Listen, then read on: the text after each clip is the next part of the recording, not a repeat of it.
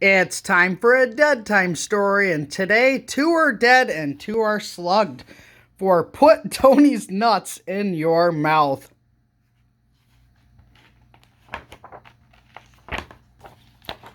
Son of a bitch.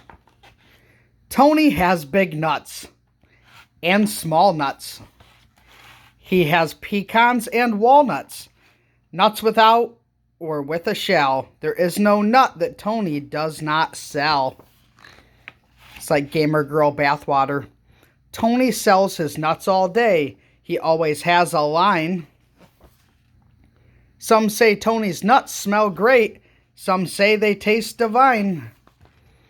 They drive or walk or ride the bus. They come from north and south to take those hot and salty nuts and put them in their mouths. Just like the single moms on Plenty of Fish for Hex Daddy. Ah ha ha. Tony dips his chocolate nuts until they are just right. He knows your mom will take them home and suck on them tonight.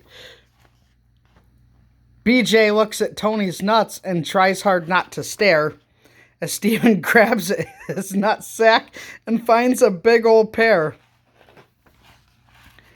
BJ plays with Tony's nuts in the closet at his house.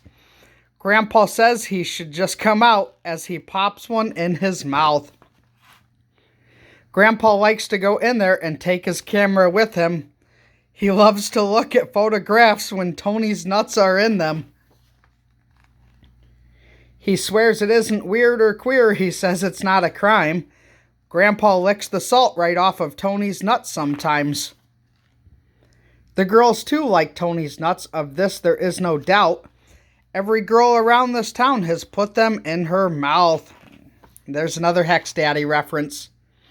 On the way to school today, riding on the bus, the Johnson twins were in the back sharing Tony's nuts.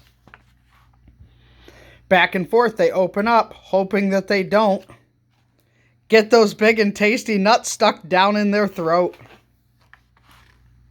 Even Miss Boldyke, the softball coach, and her special friend will have a go at Tony's nuts every now and then. There really is no argument. Mount Rushmore ought to be a monument of Tony's nuts for all the world to see. And both of them are still alive, but fuck them. Ah ha ha. Good night.